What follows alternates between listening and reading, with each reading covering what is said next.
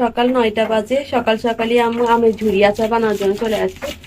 আজকে 2-3 দিন ধরে বানাইতে চাচ্ছে, কিন্তু টাইমই পায় না। আজকে বাকল সহ আমের ঝুরি আচার বানাবো, কারণ এই বাকল সহ আচারটা বানালে অনেক মজা হয়। আর এক ফোঁটাও গ্যাস খরচ হবে না, মনে চুলার কোনো কাজ নাই, শুধু এমনিতেই আচারটা বানানো হবে, আর এটা নষ্টও হবে না। আর কিভাবে এটা সংরক্ষণ করবো সেটাও দেখাবো।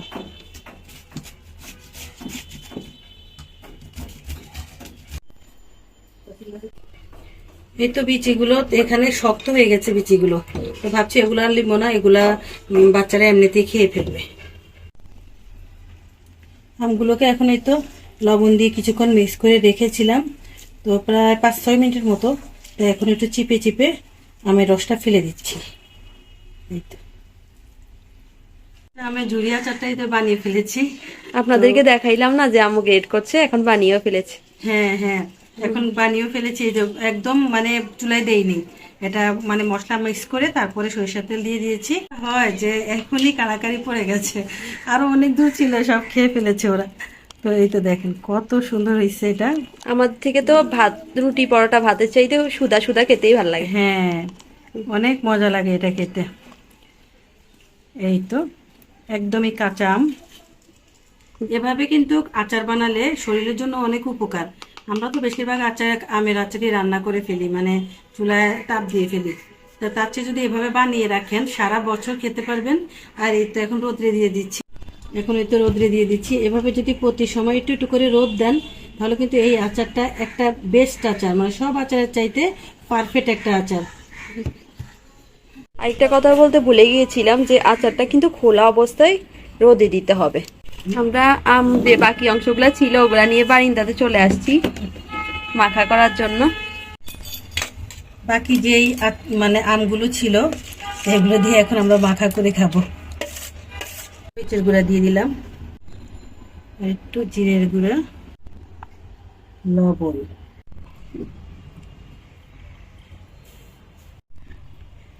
আর এখান থেকে একটু আচার দিয়ে দেই, তাহলে ভাল লাগবে খেতে। এবার মাখাই ফেলি। আমের আচারটা দেওয়াতে মনে হয় সুন্দর একটা ফ্লেভার আসছে। মাখা আচারটা করে ফেলেছি।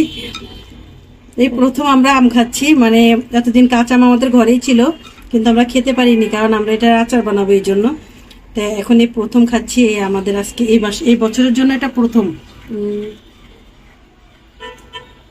কি যে মজা, কি বলবো, অনেক মজা।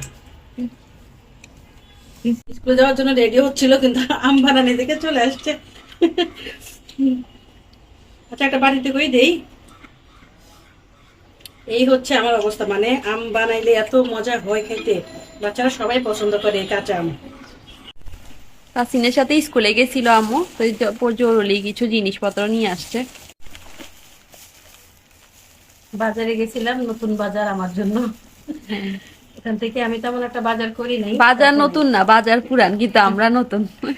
আমরা নতুন, এখন কোন দোকান থেকে কিনবো, কিভাবে কিনবো কিছুই বুঝতে পারি নাই। তো যেভাবে পাইছি ওভাবে নিয়ে আসছি, যে একটা টিস্যু নিয়ে আসছি, তারপর দুটোই আনছি টিস্যু, আর এই তো দুটোই আনছি। আর সয়াবিন তেল ছিল না ঘরে, সয়াবিন তেল নিয়ে আসলাম। আর একটা নুডলস নিয়ে আসলাম 8 প্যাকেটের। আর এই যে একটা টোস্ট বিস্কুট নিয়ে আসছি, আর একটা বিন বার। আজকে আম্মু শুকনা বাজার বেশি করছে। আর এর তো সাথে 1 ডজন ডিম নিয়ে আসছি। ডিম একদমই বাসায় নাই, ডিম ছাড়া তো চলাই যায় না। ডিম আমাদের ঘরে সবচেয়ে বেশি দরকার হয়। হ্যাঁ, তারপর আবার এই তো 1.5 কেজির মতো টমেটো নিয়ে আসছি। এটা 2টা বিস্কুট কেমন দিচ্ছে জানো, লোকটা টাকা দিতে পারতেছিল না, তারপর আমার 2টা বিস্কুট দিয়ে দিছে টাকার বিনিময়ে, ভাঙতে দিতে পারতেছিল না আর কি। আর ধনিয়া পাতা, কাঁচামরিচ নিয়ে আসছি। তো আমি আজকে কোনো তরকারি আনি নাই, কারণ আমি গেছিলাম একটু শুকনা বাজার করার জন্য, তো শুকনা বাজারগুলোই নিয়ে আসছি। সব কিছুই আছে, মানে যা চাই সবই আছে। কথা হচ্ছে ওখান থেকে আনতে হলে বোঝা বই আনতে হয়, তো তো কতগুলো জিনিস একসাথে নেওয়া যায় না।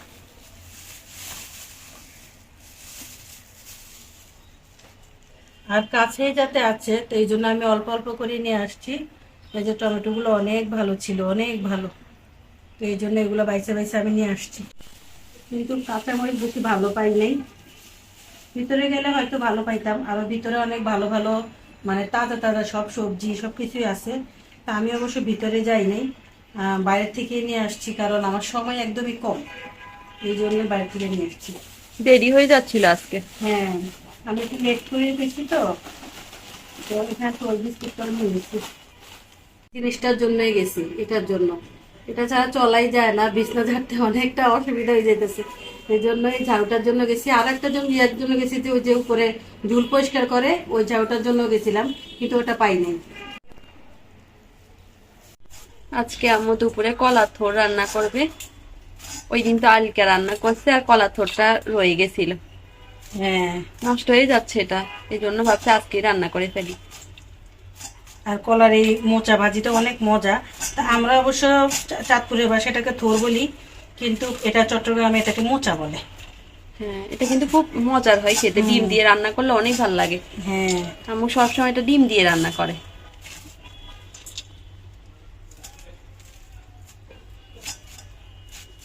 হয়ে যাবে, একদম কুচি কুচি করে নিতেছি।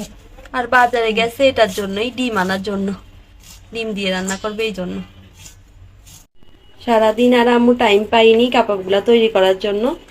দুপুরবেলা যে কাবাব বানিয়ে রেখেছিল, এখন সন্ধ্যার পরে কাবাব বানাতে চলে আসছে, কলার কাবাব।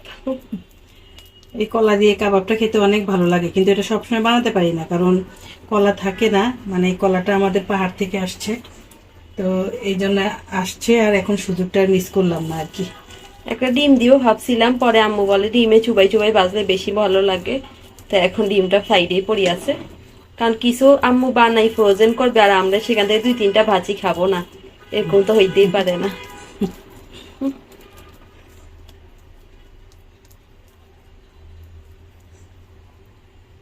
এটা কিন্তু ডাইরেক্ট কলা না, এটা হচ্ছে থুরের ভিতরে যে কলাটা হয়, মানে মোচার ভিতরে যে কলাটা হয় একটু বড় বড়, প্রথমবার খুললেই ওই কলাটা দিয়ে আর কি এই কাবাবটা।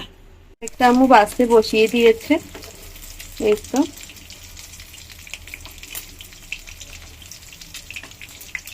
ডিমটা ভালো করে আম্মু ফেটাইতে পারে না, এই জন্য ডিমের কি হাল অবস্থা।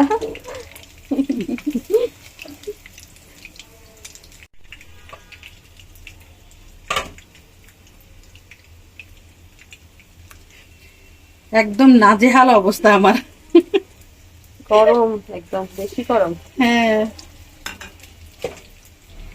আমার ছেলেমেয়ের আজকেই খেতে হবে কাবাব, মানে আজকে বানাইছি আজকেই খেতে হবে, বলছি কালকে খা না, আজকেই খেতে হবে।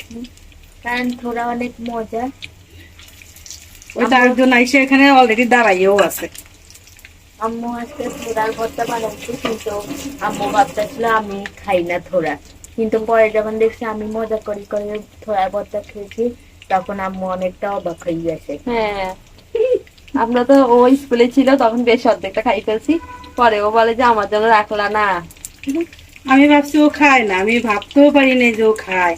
আমার আসলে মনে নাই, আগের বার আমি মানে প্রতি বছরে 1 বা 2 বারই বানান পরে, তো তখন যে ও খাইছিল এটা আমার মনে নেই।